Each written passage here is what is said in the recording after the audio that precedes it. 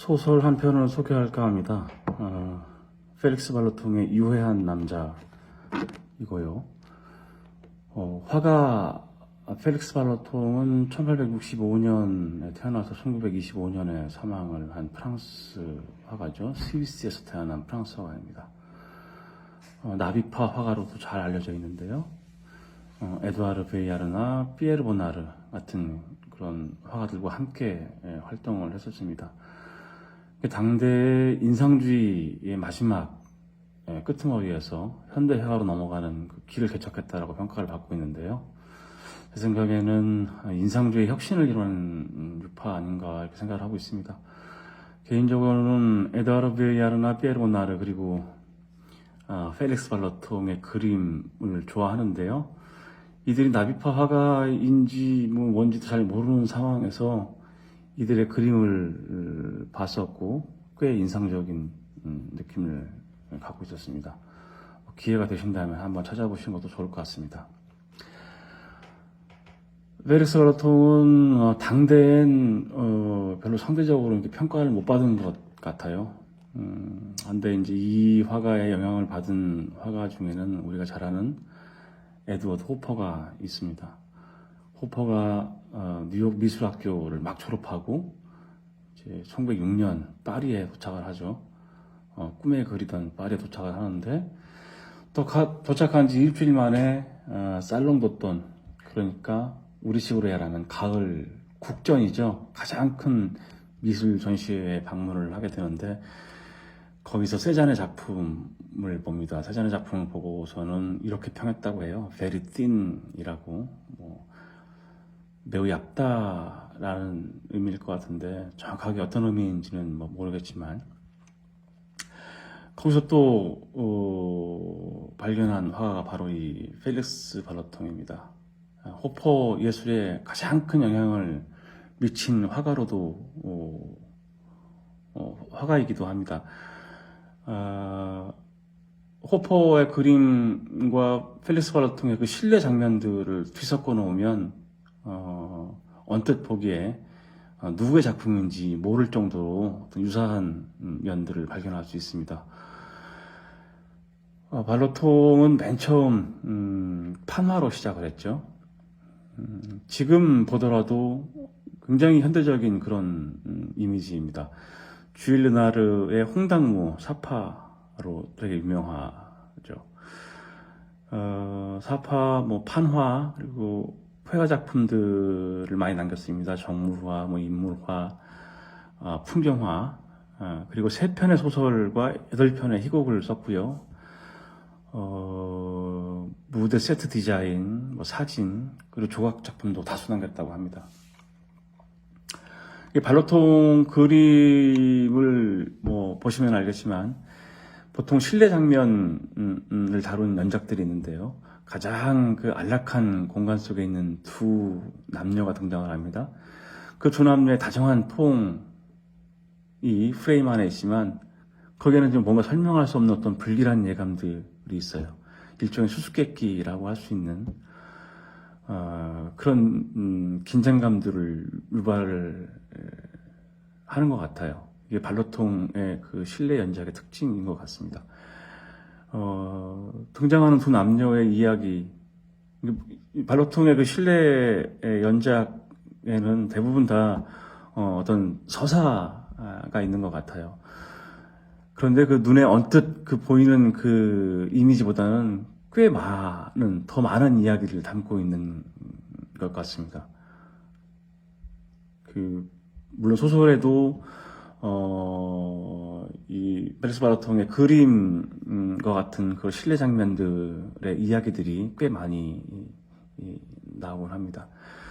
그 소설 속의 어떤 남녀의 관계처럼 이 발로통 그림의 실내 그림의 그 남녀의 관계도 다정함도 보이고 또 그 다정함 속에서 어떤 서로의 거리감, 어떤 이런 것도 보이다가 갑자기 어떤 폭력적인 느낌도 들고 그런 묘한 그 긴장감들을 유발하는 그림을 주로 그랬죠. 그래서 누군가 이런 표현을 하는 것 같아요.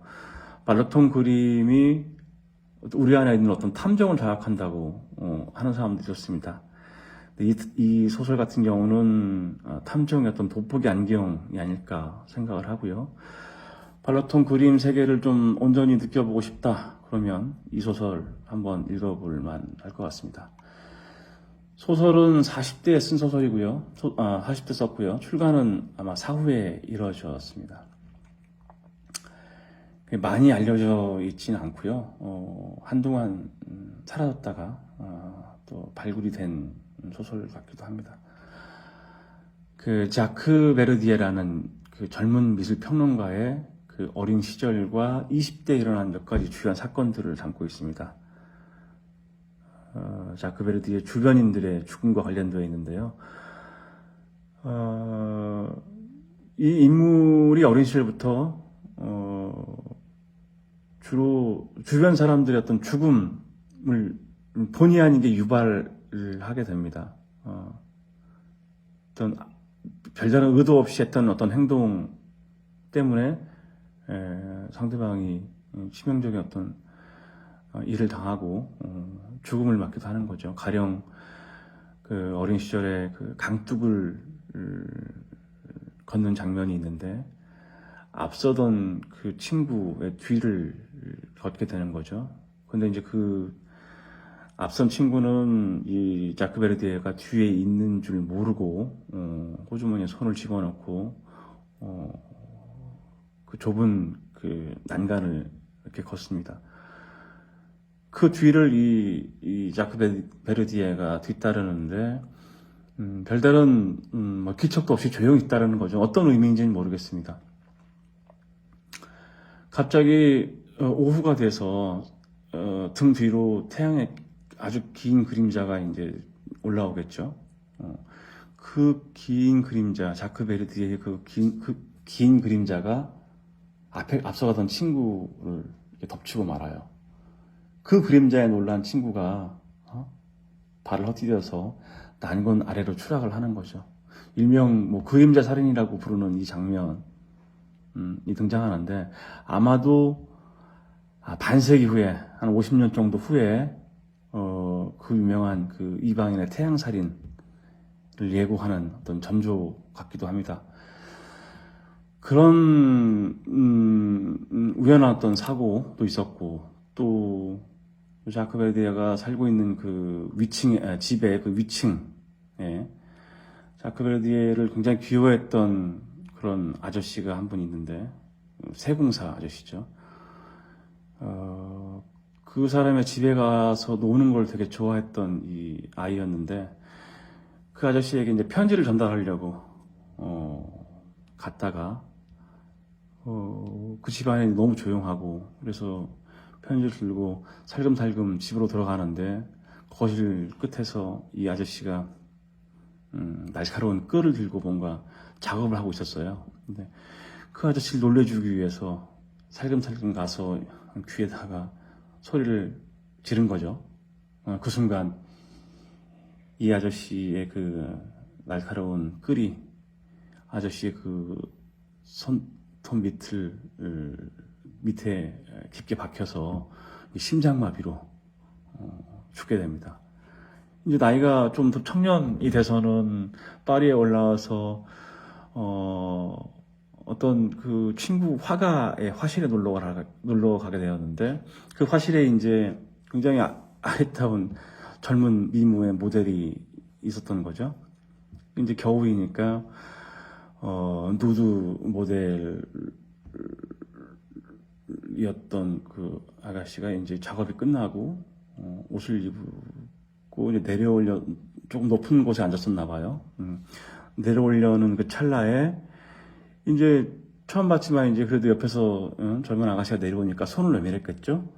그 손을 내민 손을 잡다가 놓쳐서 그 앞에 있는 난로에 이제 이 젊은 미모의 모델이 돌진을 하게 됩니다. 그러면서 얼굴과 가슴이 문드러지는 그런 사고를 당하게 되고 결국은 이 미모의 모델도 나중에는 이제 죽게 되는 그런 사고들을 사고들이 늘 이 자크 베르디에를 따라다니는 겁니다. 어린 시절부터 약간 사소한 행위나 어떤 선의에 의해서 뭔가를 하게 되는데 거기에 또 이제 부주의가 엮이면서 타인을 죽음에 이르게 한 그런 죄의식을 갖고 있는 거죠, 이 친구는. 그래서 일찍이 그런 죄의식 때문에 자기 자신을 폐쇄합니다. 이 책 표지에 있는 인물은 페르스 바르통의 자화상 클로즈업인데요. 여기에 움푹 패인 눈 밑에 그림자, 이 청년의 삶 같은 그런 모습인 거죠. 그걸 이제 말해주는 것 같습니다.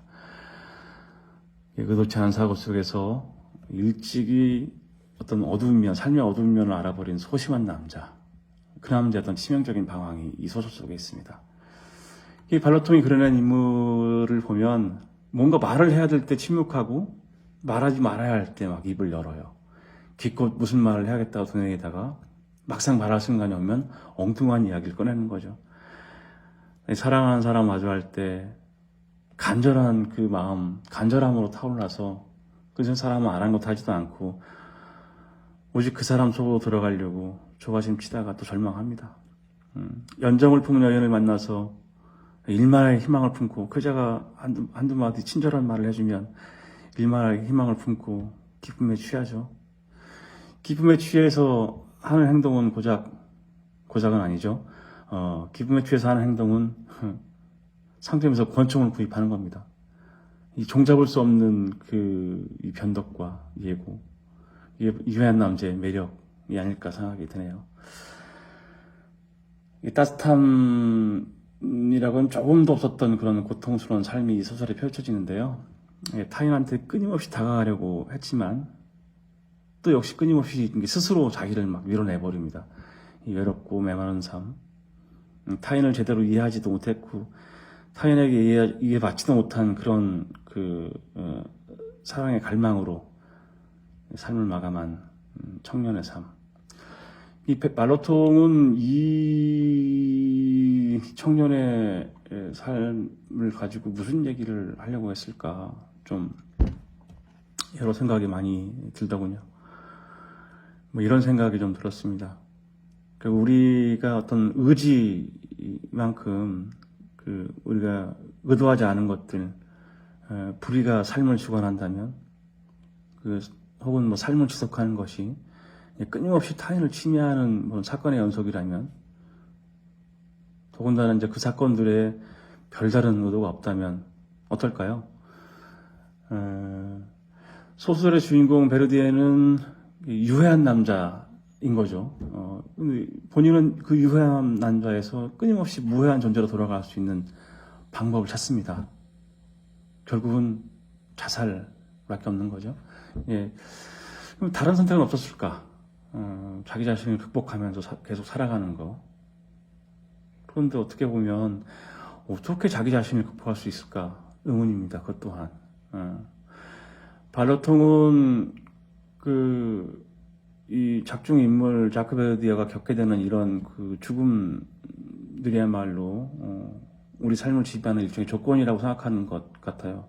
삶을 사는 것이 언제나 누군가에게 해를 입히는 것, 이것이 바로 현대적 삶의 조건이 아닌가라는 이야기를 하는 것 같기도 하고요.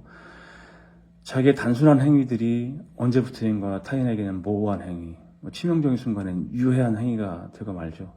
그래서 세상은 명료한 무엇이 아닌 것 같은 순간들이 있습니다. 무모한 사랑의 열정에 사로잡혀서 늘 자신을 반복하거나 포기하거나 혹은 다시 시작합니다. 이 자크 베르디에.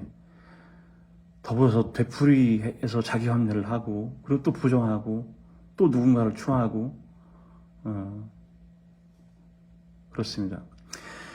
그러다가 이제 어떤 마침내 이제 사랑의 어떤 결실을 맺고 사랑의 승자가 되려고 할 때도 우연한 일탈을 겪게 되는데요. 그 일탈로 인해서 그 사랑마저 죽음을 맞게 되는 거죠. 이해 불가의 세계에 이 청년이 던져지게 됩니다. 그런 생각도 듭니다. 우리가 우리 자신 밖으로 나갈 수는 없는 거겠죠. 어떻게 나갈 수 있는지 저는 모르겠습니다. 어쩌면 우리는 자신을 극복한다는 환상만을 갖는 것일 수도 있을 것 같아요. 환상을 유지할 때 굉장히 낙관하고 환상이 깨질 때 슬픔을 느끼는